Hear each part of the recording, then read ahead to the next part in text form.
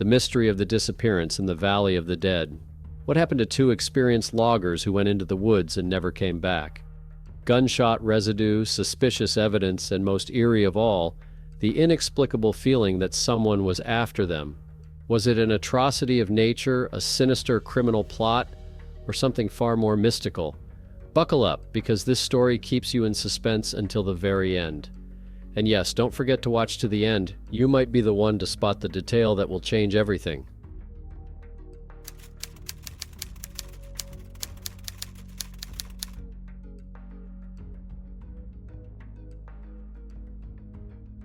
At the beginning of a subarctic summer in June 2005, two old friends, Frederick Hardisty and David Horasay, members of the Dean people, decided to spend a few days in the wilderness of the Nahanni River Valley.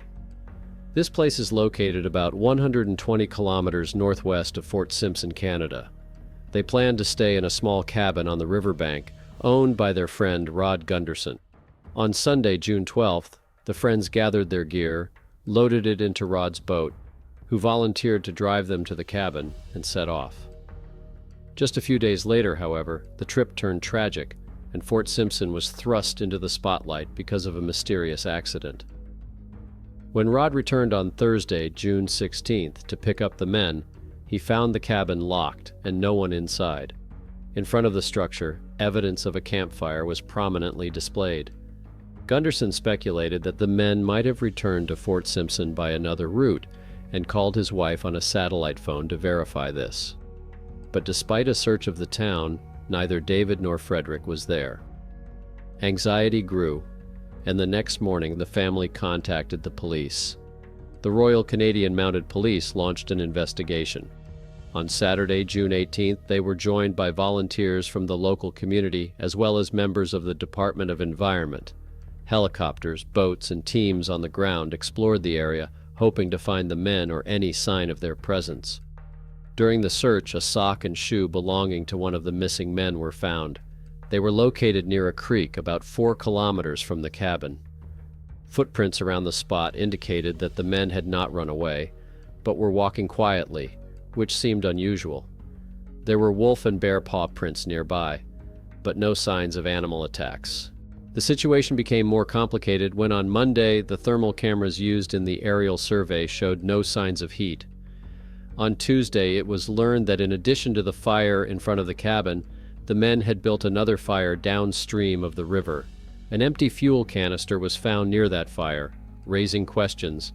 Why would two experienced loggers need to build a second fire? It all seemed suspicious to Gunderson and family members. Don Hardisty, Frederick's cousin, publicly expressed frustration with the slow start of the search. He stated, "We are talking about two of our people and they deserve better. If these were people from southern Canada, the search operation would have started immediately." Police, for their part, attributed the delay to a lack of initial information. Temperatures in the region were low at the time, dropping to freezing at night. Such weather posed a danger to the men, especially if they found themselves in the water. After several days of searching, David Horasay's body was found on June 27th in dense woods about 3.7 kilometers from the cabin. Burn marks were found on his hands and forearms, raising new questions.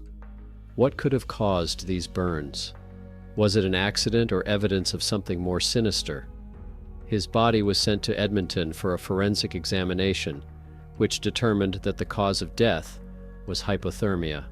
The discovery of David's body generated a mixture of emotions among members of the search team and his family. Some were relieved that there was finally clarity. "Now at least we know where he is," said one search team member, "but it doesn't answer all the questions." Meanwhile, the search for Frederick Hardisty continued.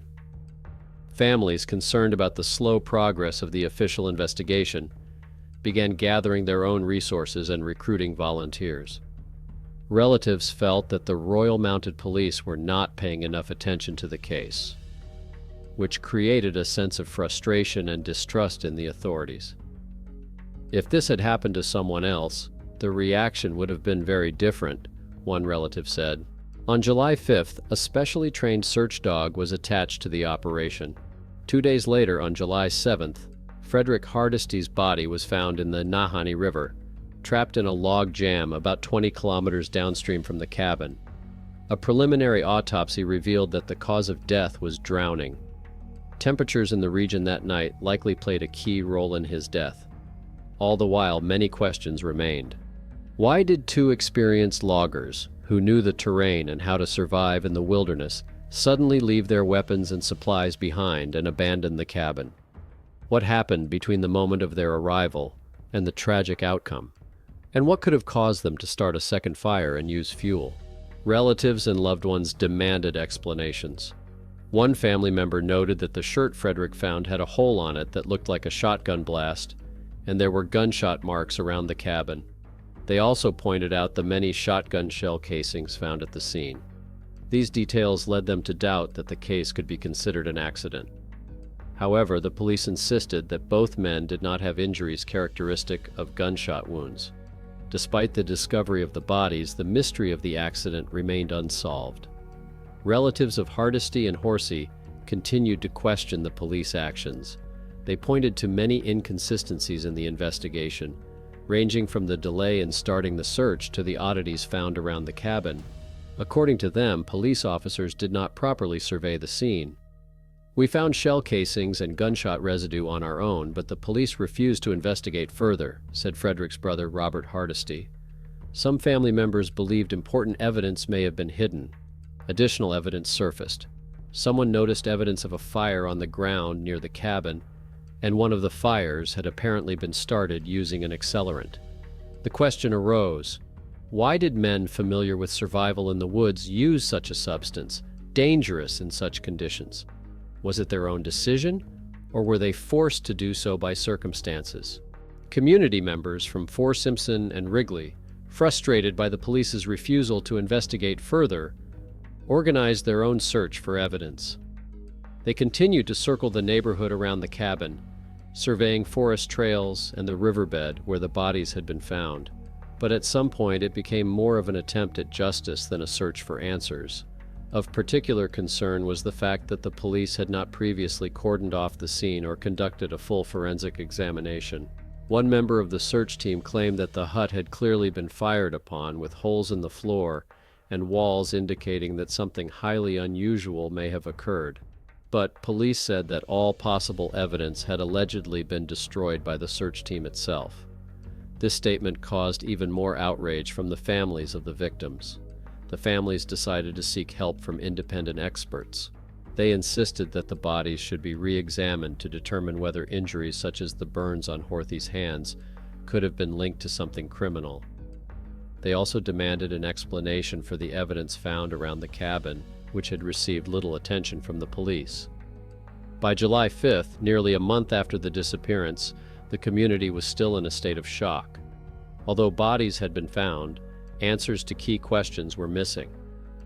Why were two experienced men, accustomed to the rigors of the wilderness, in such a vulnerable position? What made them leave the safety of the hut, leaving behind weapons, food, and the supplies they needed to survive? Complicating the situation were the rumors that were increasingly spreading in Fort Simpson. Some locals began to speculate that mysterious beings or spirits associated with the ancient legends of the Nahanni Valley might be behind the men's deaths. The valley has long been considered a place with a bad reputation, as evidenced by the numerous disappearances and mysterious cases that have occurred there over the decades. At a community meeting held on July 7th, elders told the story of the once missing Naha tribe. These warriors lived in the mountains and often came down to the valley to attack neighboring tribes. But one day the Naha tribe disappeared without a trace, leaving behind only frightening tales and fear of the valley. Nahanni is a place where people have seen strange lights in the sky, heard mysterious sounds, and sometimes even disappeared without a trace, said one of the elders. For many community members, these stories resonated with the tragedy that occurred. In parallel, the families of the victims kept up the pressure on the police. They demanded transparency and independent experts. However, police representatives continued to claim that no evidence of a crime had been found. They referred to the experts' conclusions that Horasay died of hypothermia and Hardisty drowned, probably trying to help his friend. Meanwhile, an independent investigator hired by the families began his work. He found that the theory of accidental death did not hold up. For example, Horthy's clothes, found with suspicious burns and strange footprints around the cabin, indicated that something extraordinary might have happened before the tragedy. In addition, the empty container from the combustion gas pedal added even more questions to the official version. As the independent investigator continued to look into the case, he came across even more strange facts. He examined all the items found near the cabin and noticed shell casings and traces of shotgun pellets in the surrounding trees. These details contradicted the police's version that there were no signs of a struggle at the scene. In addition, one of the shell casings had visible marks indicating its recent use. Burns on David Horsay's hands and clothing also remained a mystery. Experts brought in by the families suggested that they could have been caused by either exposure to flames or some chemical substance. Moreover, Fred Hardisty's clothes, found with his body, were damaged as if someone had torn them off him by force. These details only heightened the relative suspicions that something more than an accident had occurred in the Nahanni Valley. Meanwhile, anxiety was growing in the community. Many residents familiar with the valley's history began to recall old legends about the sinister creatures that inhabited the region. One such story told of mountain spirits that could lure people into the forest and force them to leave their shelter. Local elders claimed that such phenomena had occurred before and urged caution when visiting the valley. However, the investigator, taking a rational approach, also decided to consider the possibility that humans might have been behind the men's deaths. He discovered that in the weeks before the incident, illegal hunters had been seen in the area. It was possible that they could have influenced what was happening, or even triggered the tragedy. However, no clear evidence of their involvement was found. About a month after the bodies were found, the police announced that the case was closed. However, the families of the victims and their friends strongly disagreed. They held several meetings with police representatives demanding a new independent examination and a detailed investigation of all the circumstances of the incident. At one of the meetings organized by the families of the deceased, the community representatives expressed their sharp dissatisfaction with the Royal Canadian Mounted Police. People demanded an explanation as to why the scene was not fully investigated and why the cabin was not immediately cordoned off to gather evidence. Jonas Antoine, a member of the search team, said he found shell casings and gunshot residue long before the bodies were discovered. However, he said, police ignored the evidence. There were numerous gunshot marks at the site, even in the trees around the cabin, but the Canadian Mounted Police took no action to investigate them, he said. Families of the victims also reported that a clear shotgun blast mark was found on the floor of the cabin, which could possibly be related to the events. However, police officials attributed the lack of a rapid response to the fact that in the first few days after the missing persons reports, there was no confirmation that a criminal incident had occurred. No evidence of a crime was identified, which is why the cabin was not cordoned off, said Constable Pat Shepard, a police spokesman. We acted on the available evidence and followed standard protocols. However, the families strongly disagreed. Rosemary Gill, the sister of one of the deceased, said she believed there had been serious lapses in the investigation from the outset. We found remnants of clothing with suspicious injuries, shotgun marks, and other evidence.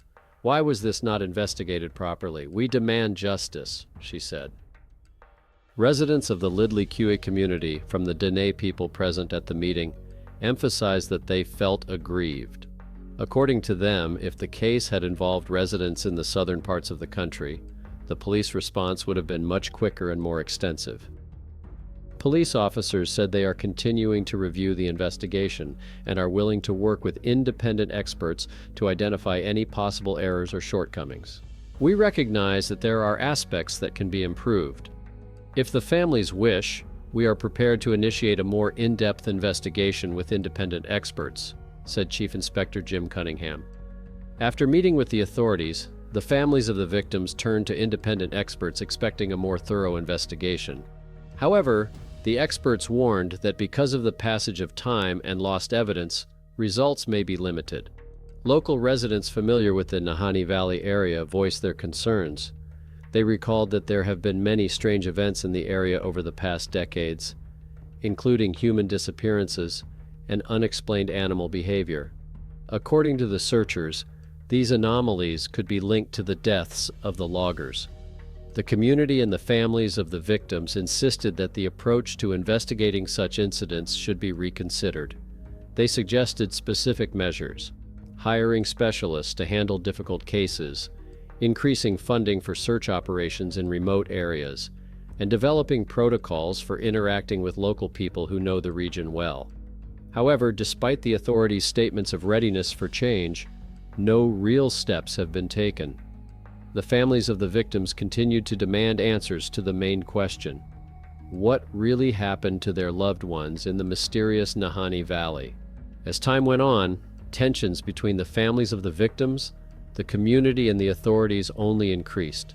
Investigations gradually collapsed, and any attempt to shed light on the circumstances of the tragedy faced bureaucratic hurdles and a lack of evidence.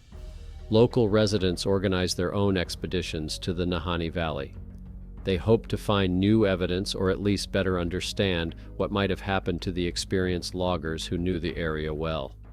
Some returned with tales of strange footprints on the ground, sounds resembling screams, and feeling as if they were being watched. However, no concrete results came from the expeditions. As time went on, the incident became less and less talked about. However, the story of Hardisty and Horasay continued to live on in local lore. It became part of the dark reputation of the Nahanni Valley, which many called Headless Valley. The place became even more entrenched in people's minds as an area of mystery and danger, where nature was intertwined with something inexplicable. For the families of the victims, the tragedy has remained an open wound. They are still demanding justice and explanations, hoping that one day the truth will be revealed. But for now, questions remain unanswered, and the Nahanni Valley continues to hold its dark secrets. This is the end of the story, but the mystery remains unsolved. If you like the story, please like and share your opinions in the comments. What do you think about what happened? Was it a tragic coincidence, an intervention of the forces of nature, or something more mysterious? Subscribe so you don't miss new stories, and thanks for being with us till the end.